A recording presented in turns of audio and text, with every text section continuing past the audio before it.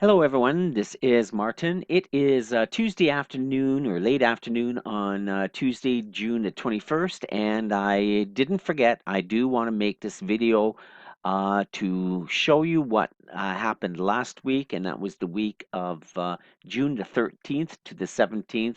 So, again, this is the recap video. Let's take a look. It was there were some good pips to be made, some and there would have been some losses as well. And in total, I think there was an opportunity for 340 or more pips last week. So let's take a look with the very first currency pair. This is the Euro USD. This is the daily chart here, and you can see this red line here, this red vertical line signifies the end of the trading of the previous trading week. Okay, so this would be the close on the Friday of the previous week. And you can see with this first white candle, this was the Sunday, Monday trading, then Tuesday, Wednesday, Thursday, Friday. This is the close of last week, Friday candle. And then after the weekend, then we have the Sunday, Monday open. You can see a huge gap up and it spiked up and came right back down. And then today, so far, price has come down really far. It seems like it's going to keep coming down further. It is below the 50 SMA. You can see that. So I expect price to come down a little bit further. But we're kind of, this is the euro. We kind of have to watch what we're doing and be very careful. It's also going to be tied into the Brexit vote, which is coming this Thursday. So it will affect the GBP, the British pound and the euro pairs. So that's why there's a lot of uncertainty in the market. That's why the gap up and now a big drop down again. So I kind of would just stay away from all trading for this week. But let's take a look. Last week, I did mention a couple of things. One, we were in a short-term sell bias. We were right here, and I basically said price was going to keep coming down further to the support area. It did, and so I was spot on that. And then I said price would come down lower and reverse higher. Um, this almost was like a false, this was a reversal off the support, but you can see the next day price came right back down with this huge long pin bar, bounced right back up, and from the next day after that, on the Friday, it closed up higher. So for that week, last week, I would have gotten in actually right at the beginning of the Sunday, Monday, or if you're going, and if you would have done that, you would not have lost because your stop loss would have been above the blue 50 SMA. You still would have been in a trade, even though the Sunday, Monday ended up higher. But the next day, that's where you would have made your money, good for about 45 pips if you would have stayed in. Okay, and not being spooked to get out here just because the next day it closed up a little bit higher. But this is an inside bar. It did not get higher above the 50 and above the previous black candle. So I would have stayed in the trade. However, watching this trade as the week went on, here we had a big down movement, and again, now we're at support. So I probably would not have entered a trade, any further trade, because we're not only were we at support, but you can see the blue dashed line, that's the 100 SMA. So never buy into support, always take buy trades away from support, but don't take sell trades into support, okay? And then the next day went up, and I would have gotten in there right after because I would have thought this is a reversal uh, pattern right there with this white candle. And if we would have gotten in right there, and I'm taking a counter trend trade, by the way. So getting in here, I would have lost because this spiked right down further. It came right back up, and my stop loss probably would have been below this this swing low right here. Do you see this valley right here? Okay, we have the peaks, we have the valleys. So I would have probably had my stop loss just below there. Would have been stopped out. Next day went up again, and Unfortunately, this was Friday, so at the end of Friday, when you would have gotten home from work, there's no trade opportunities. Markets would have been closed. Okay, so again, take a look at the MACD. You could also have stayed out completely of any trading. I mean, the MACD was not giving any clues. It was dead flat right along the zero level right here. Okay, so the only opportunity really would have been right after the Friday here, or placing a uh, knowing that this is an inside bar, placing a pending sell stop just below the wick of this this white bullish candle, you still would have made about 35, 40 pips. Okay, so gain, pickings weren't that good there. On the Euro USD, same thing. Price went down. And here's the thing: if you would have gotten in, and this is basically is a good, well, it's not a perfect setup, and the reason is, let's take a look below here. See, the blue line never really went below the 45, right? It is below the yellow sentiment, but the RSI blue line really did not go any lower. Um, Although it looked like a really good setup, the even though the MACD again is almost flat there, if you would have gotten in here, you would have lost, right? Unless you would have had a pending profit target in place. And remember what so when you place a trade, let's say you would have placed a trade here, your stop loss would have been above the top yellow line. That's good. The next, you would have made your money on this big huge candle, this pin bar right here. If you would have had a stop loss, I'm sorry, not a stop loss, a profit target of the 1.1141, okay, right about there.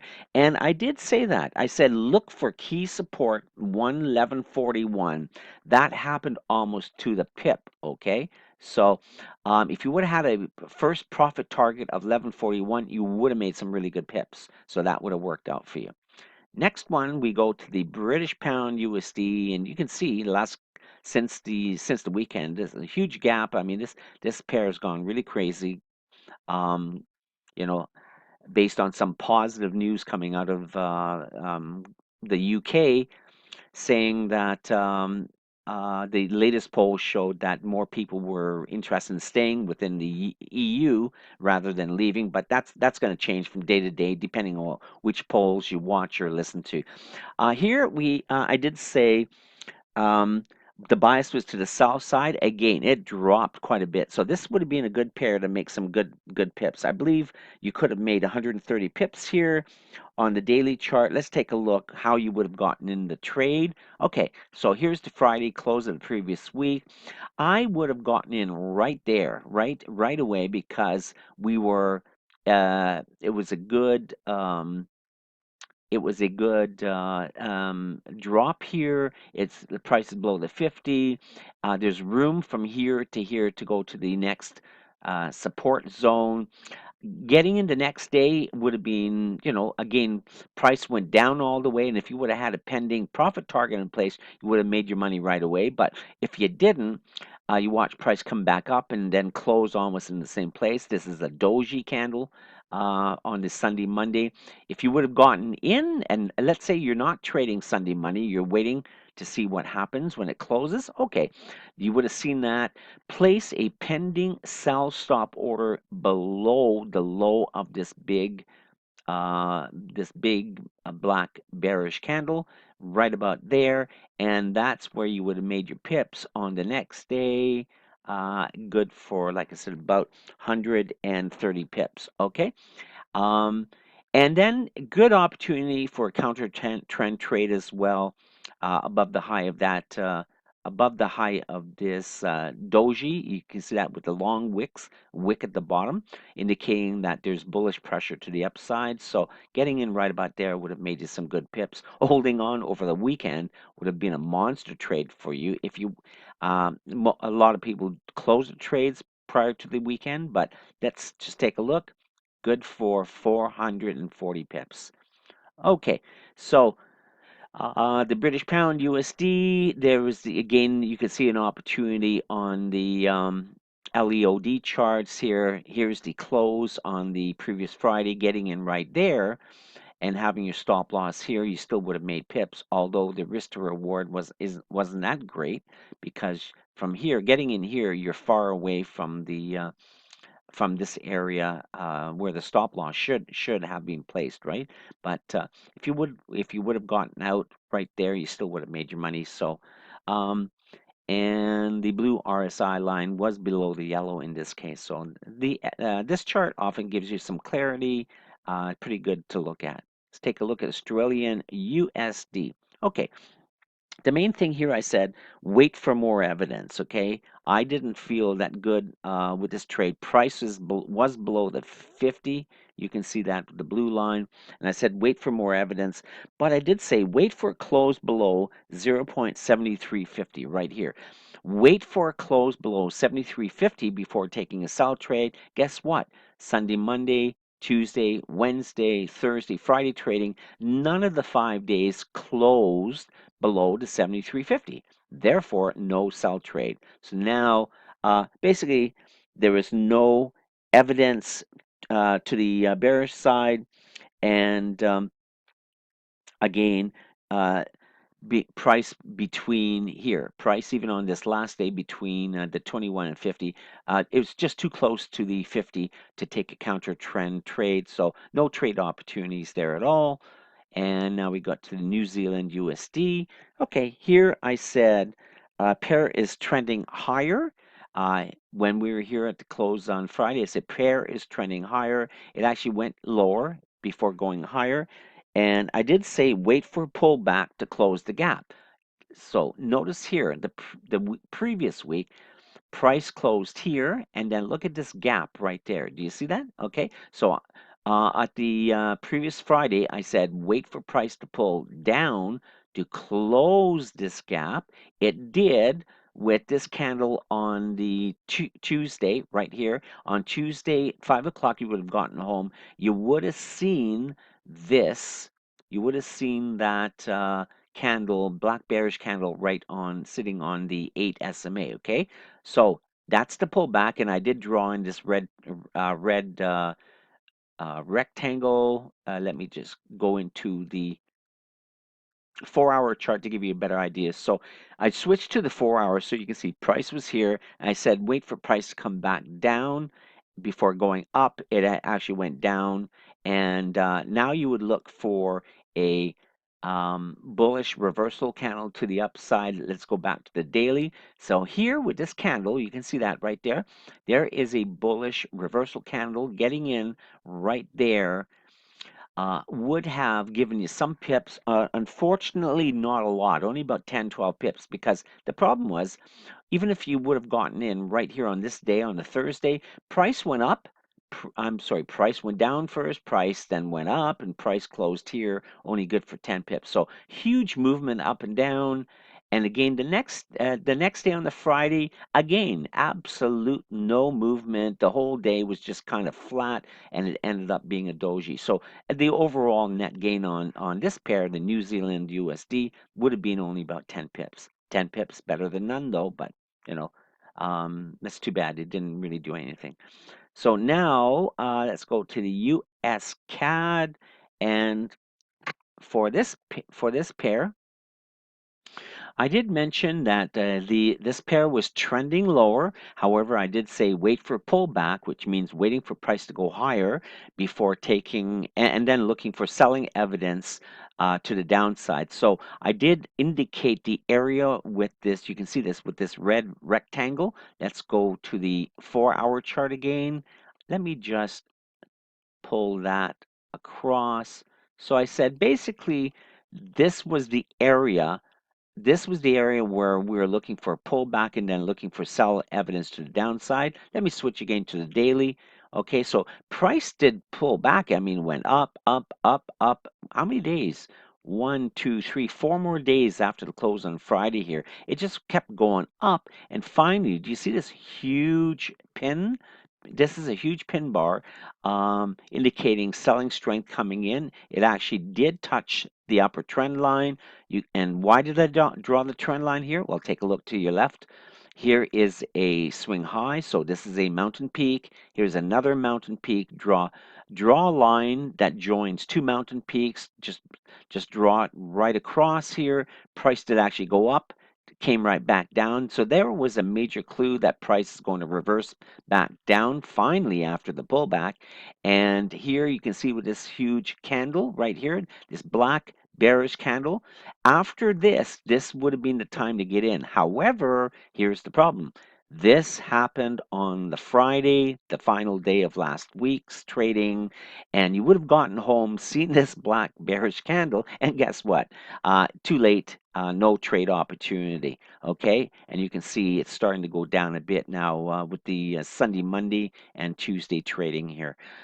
Probably will come back down to retest this trend line and then probably bounce up again. So I believe the currency pairs this week just going to go up and down, bouncing back and forth, trying to figure out where they're going to go next, all based on the fear of the Brexit vote that's coming on Thursday. So I like that another indication of staying away from trading this week. Okay, but it did finally go up. The only opportunity to make money on this was a counter trend trade, and I would have done this. In fact, I believe I did. See, here's the reversal I'm sorry. This is what we were looking at. This line, the vertical line, represents the close on the previous Friday. The next day was right.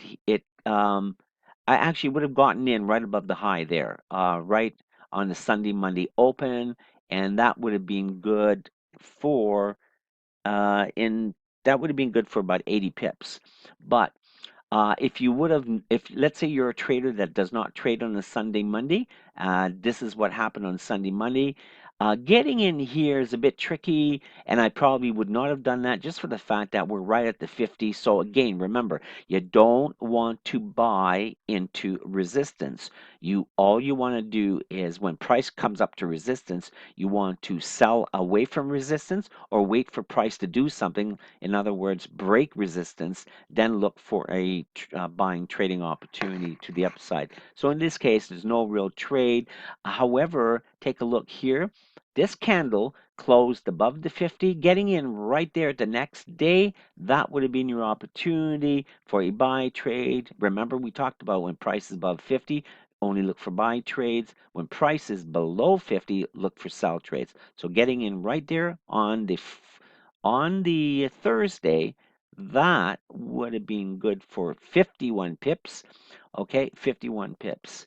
And you would have gotten home the next day and you would have seen 51 pips profit if you would have gotten in there. And then, of course, the next day it went right back down. So some opportunity there.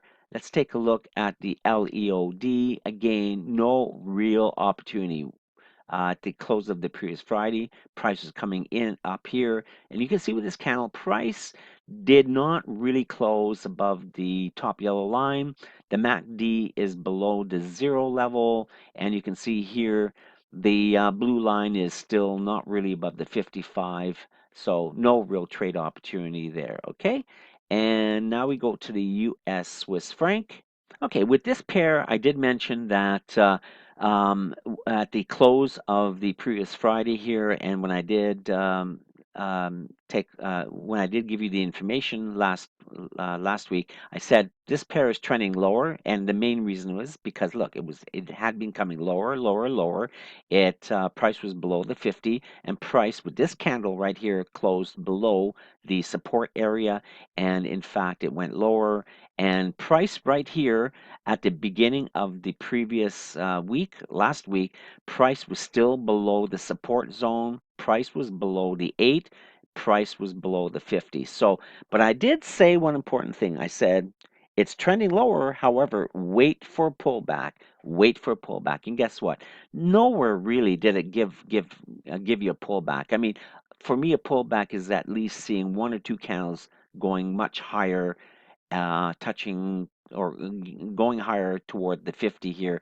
That never happened at all. And so really last week, price just went sideways. There was no real trading opportunity at all. So no pips to be made on this pair. And finally, we go to the US Japanese. Now, here you can see we're in a trending channel, bearish trending channel. Prices come down, prices gone up, prices come down. Price seems to be going up again. Whether it'll hit this resistance area right here and bounce off and come lower again, I don't know. But last week, right here, I did mention that we were in a weak trending down. So price was trending down, but very weak. I did mention price, in fact, did end up coming right back, right down toward this area, and then now it's starting to bounce higher. So here was a great opportunity, one of the best. I think this was good for somewhere between 130 to 160 pips,